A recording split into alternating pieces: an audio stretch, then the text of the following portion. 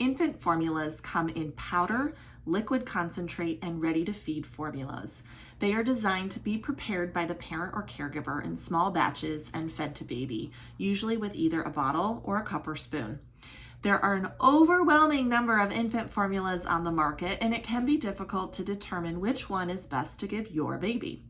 As an IBCLC lactation consultant, my job actually does include education on safely preparing, handling, and feeding infant formula, which includes helping families choose an infant formula that is right for them based on solid evidence-based research. If there was more education and less demonizing or stigmatizing of formula use, families would feel less guilt and stigma around just trying to feed their babies, while also feeling supported in the medical and nutritional care of their babies. So let's break down how to choose an infant formula. But here's my disclaimer. What works for one baby won't work for all babies. So always speak to your pediatrician or personal health care provider if your baby is struggling to tolerate any infant formula you are using. Now, there are 3 main ingredients that are essential and needed for all infant formulas: the carbohydrate or the sugar source, which you can see in my other video, the protein, and the fat. In this video, we will be talking about the protein source. In my professional experience, if an infant is going to have difficulty tolerating an infant formula, it is usually the protein part that they are having difficulties tolerating or struggling to digest.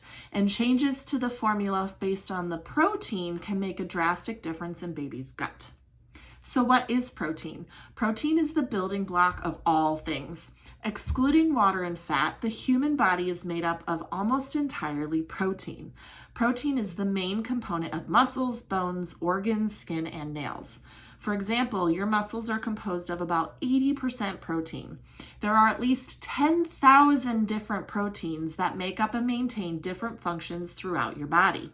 Protein is made of over 20 different basic building blocks called amino acids. So proteins is a category of which there's thousands of proteins, and then breaking down those proteins into smaller units are amino acids.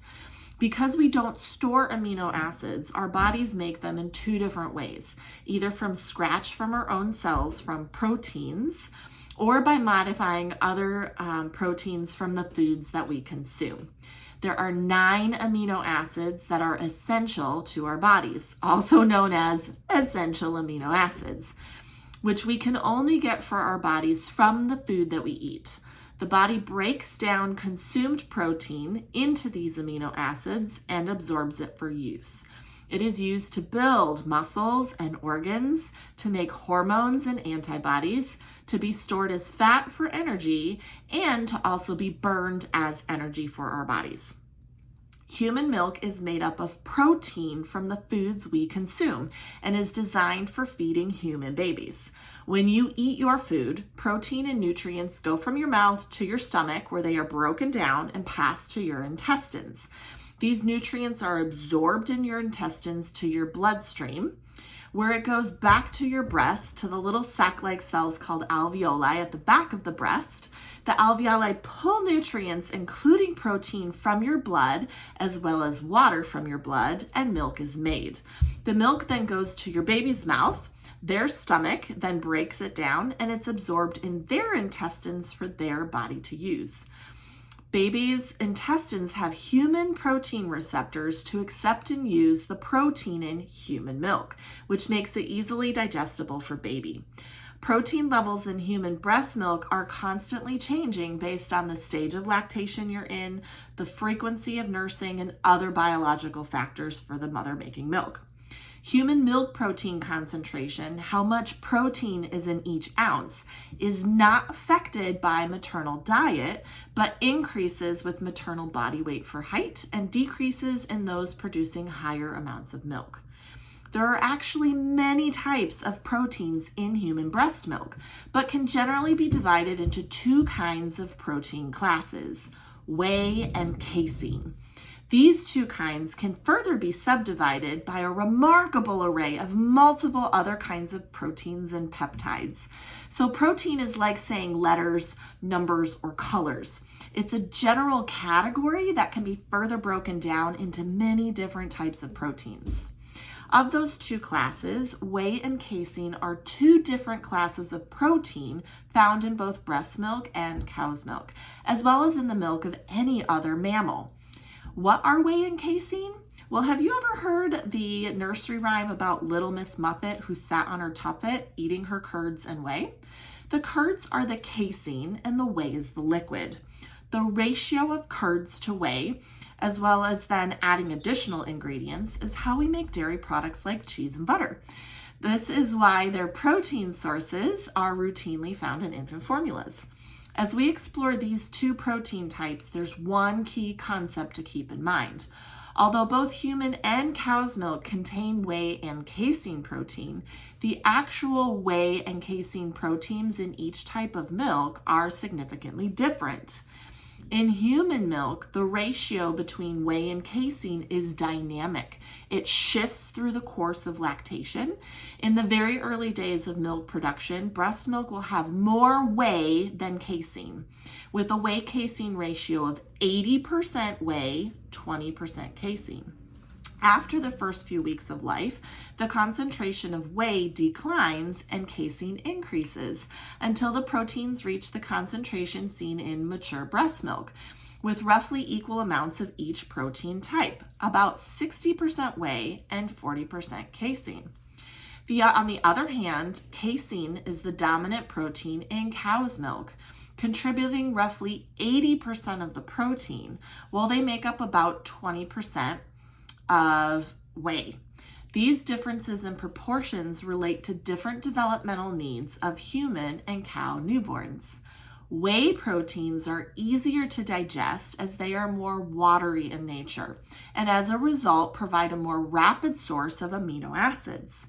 In contrast, the unique structure of casein proteins, called the casein micelle, makes it harder for them to break apart and requires longer digestive time. These are the curds. This is the harder, more cheese-like structure of the protein. Because it takes so much longer to digest, such gut muscle activity is referred to as gut motility, and its rate is measured as gastrointestinal transit time. Baby cows digest differently than baby humans as a species. Cow's milk and its proteins are known to delay gastrointestinal transit time. Those casein proteins need longer to digest in the gut. In some people, this may manifest as constipation. It's a longer transit time in the gut. In others, delayed transit time in the gut may allow for more time for fermentation, which means that it makes for stinkier gas in the gut. Those casein proteins are longer in the intestinal system. They don't move as quickly, so they ferment faster and can make for smelly gas.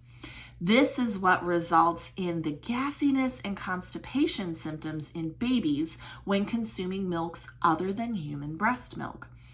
There is much discussion of the digestibility of whey versus casein. Overall, whey remains a liquid during the course of digestion, while casein forms curds or clots. The pH or acidity level of the stomach influences how these different proteins behave in the GI system. The high proportion of casein in unmodified cow's milk is one of the reasons why regular milk is not appropriate to feed to young babies. Even after birth, the GI tract still has a lot of maturing to do, and a feeding that provides primarily casein can cause issues for many babies. While it makes some sense for infant formulas to mimic the whey-casein ratios found in breast milk, protein is more complex than just ratios. The finer details of the composition of different types of whey and casein, as well as how they function in the body, are all considered when infant formulas are designed. Both whey and casein are considered high-quality proteins and provide the 9 essential amino acids that are required to support growth and development in our babies. Now that's a big mouthful on whey and casein and different kinds of proteins. Now let's really jump into the nitty-gritty of the different kinds of protein found in infant formulas so you understand what to look for when you're staring at that ingredient list on the side of the can. There are many sources of protein used in baby formulas. Animal-based or dairy-based sources of protein used in baby formulas include cow's milk, goat's milk, whey protein, organic milk protein concentrate, milk protein isolate, and casein hydrolysate. Plant-based sources of protein used in baby formulas include soy protein, pea protein, and sometimes even almond butter protein. Cow's milk formula is the most commonly used type. An alternative to cow's protein would be goat milk protein. We often use goat milk as goat protein is more similar in shape and the actual protein molecule to human protein molecules than cow protein, which is why sometimes goat protein is more easily digested by babies. Soy protein-based formulas are frequently used for infants allergic to cow milk, or sometimes for those where there is a suspected lactose intolerance, or those avoiding animal products like vegetarians or vegans. Protein hydrolysate formulas contain proteins that have been broken down into smaller sizes than those in cow's milk or soy-based formulas. So they take the whole protein and they cut it into little pieces to make it more easily digestible by babies. Specialized formulas are also available for premature infants and those with special medical conditions where those proteins have been broken down even further to make them more easily digestible for the baby. Those are the options for protein sources, animal-based or plant-based, or to have the protein broken down so that it's in little chopped up pieces to make it more easily to digest. But let's break it down even further to understand when you're reading those food labels. Research has shown that baby formulas with high casein, or the curd part of protein, may be more difficult to digest. For this reason, baby formula manufacturers often add additional whey protein, resulting in an adopted whey to casein ratio. Adding whey protein to baby formula may help reduce tummy troubles in little ones. Remember, the whey remains liquid while digesting, but the casein protein stays in a solid, more hard to difficult digestible form. A formula with at least 50, ideally 60% whey is easier for babies, most babies, to digest. Each manufacturer determines for their own brand this ratio. But the tricky thing is they don't have to list the whey to casein ratio on the label. Some manufacturers will only list their ratio if there is 100% whey protein with no casein. Most of the time, you'll have to call the manufacturer to see how much their particular ratio is, or sometimes you can deduce how much there is based on the position of the whey protein written in the ingredient list. For more whey in the ratio, you want the word whey protein in the top 3 to 4 ingredients on the list on that label. Now, if your baby has already been drinking formula and they are tolerating it well, I will always say there is no one-size-fits-all approach to picking a formula or to feeding your baby. If your baby seems to be drinking their formula fine with no tummy digestive upsets, they're not constipated, or you're not feeling they have really smelly gas, if it ain't broke, don't fix it. But if you feel like your baby is struggling on their current formula, this is the ingredient to change first, not the lactose or the sugar, which you can see in my other video. We want to be really looking at the protein. We want to see what percentage of whey to casein there is in that infant formula. Again, we usually want 50 to 60% of whey, or possibly even a little more depending on your baby and their tolerance of that. Now let's break down the casein portion. There are subtypes of casein called beta casein proteins, and there are a couple of different types that we will focus on here. It comes in A1 beta casein or A2 beta casein formula. This is A1 versus A2 beta casein formulas, and you will see that on the food label. The majority of mammal milks, including human milk, produce predominantly or exclusively A2 beta casein. That's why we as humans are designed to digest. We are designed to digest A2 beta casein. But the majority of our cows in the United States produce both A1 and A2 beta proteins. Because we as humans aren't really designed to digest A1 beta casein, sometimes we see digestive issues with both adults and babies when drinking cow's milk that has both of these beta caseins in them. Sometimes we see symptoms that are less severe than a true milk allergy, but are an indication of a milk protein sensitivity. These babies may benefit from an A2 formula that doesn't have the A1 beta casein proteins. These symptoms include eczema, rashiness, congested sound of breathing, occasional mucus in their poops, and digestive discomfort. These are babies that have mild symptoms, but not the extreme symptoms of a true cow milk protein allergy, like widespread rashes, projectile vomiting, blood in the poop, having difficulty with growth or weight gain, and feeding refusal or aversion. So if your baby is having trouble with milk protein, but testing negative in their stool test for milk allergy, switching to an A2 beta casein formula can be a good place to start before jumping to a hypoallergenic milk if there's no diagnosed cow milk protein allergy. Another option for a gentle formula is to pay attention to whether or not your formula is hydrolyzed. This means that they have taken the intact milk proteins and broken them down into smaller pieces, which can be easier to digest and have a lesser risk of allergenic response. A partially hydrolyzed formula means they have some of their proteins broken down.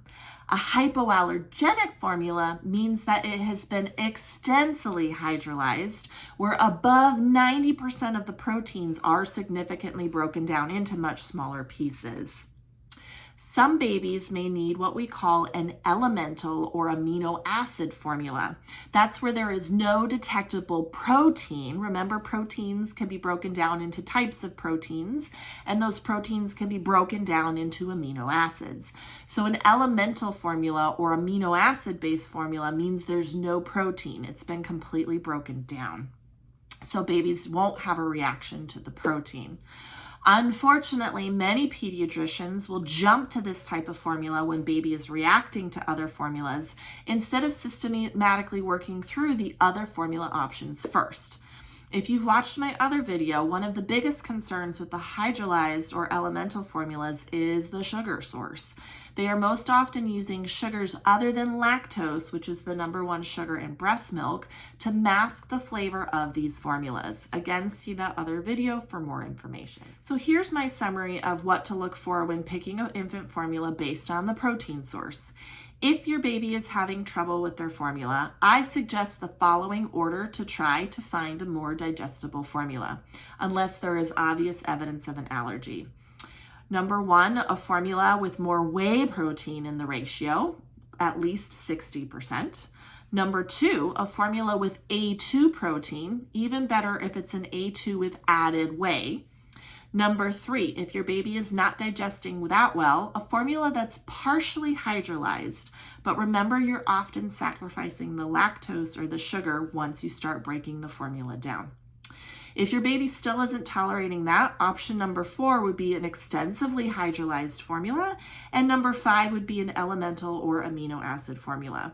So the best formula is the one that works for you and your baby. This is not a one-size-fits-all approach, and what works for your baby may not work for another baby. There is nothing wrong with different amounts of casein or A1 protein if your baby tolerates it well. As always, please consult with your personal pediatrician or healthcare provider for questions or concerns about your baby's nutrition, growth, and digestive system. This is not medical advice. This is the most current education on the choices available to you and how to interpret the labels on the containers of infant formula. Manufacturers do not have to disclose their whey to casein ratio on the side of the can, but remember, human milk has higher whey to casein ratio than cow's milk. If your baby is struggling with a whey-based formula, switching to one with a higher amount of whey may help your baby digest quicker, resulting in less constipation or fermenting gas. The other option for your protein choice in your infant formula is plant-based. Now, typically when a can says that it is plant-based, it is actually soy-based. You'll want to double check the label on your can to see where their plant protein is coming from, but it's typically soy. Soy formula is made from soy protein isolate, a product that comes from the whole soybean that has had the fat removed. However, plant-based protein is nutritionally deficit compared to animal-based protein sources, as soy is an incomplete protein, which has been a concern with soy formulas in the past. Since infant formula is the only source of nutrition for many babies, it must contain all of the nutrients that the infant needs to grow and thrive. So current infant formulas actually have to add 3 essential amino acids. The other concern that has been typical with soy protein-based infant formulas is there used to be higher amounts of aluminum found in soy-based infant formulas, up to 50% more aluminum than found in breast milk.